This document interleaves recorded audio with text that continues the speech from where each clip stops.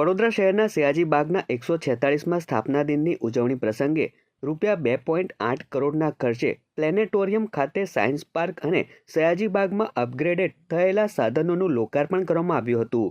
જે અપગ્રેડેશન કરવામાં આવ્યું છે તેમાં વિજ્ઞાનના પ્રયોગો અને ઓબ્જેક્ટનો ઉમેરો કરવામાં આવ્યો છે। બાગમાં ફરવા આવતા બાળકોને જ્ઞાન સાથે વિજ્ઞાનનું પણ નોલેજ વધે તેવો પ્રયાસ કરવામાં આવ્યો છે।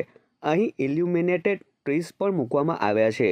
સર સયાજીરાવ ગાયકવાડ દ્વારા 1879માં સયાજી બાગનું લોકાર્પણ કરવામાં આવ્યું હતું, જે વડોદરા શહેરનું મુખ્ય આકર્ષણનું કેન્દ્ર છે।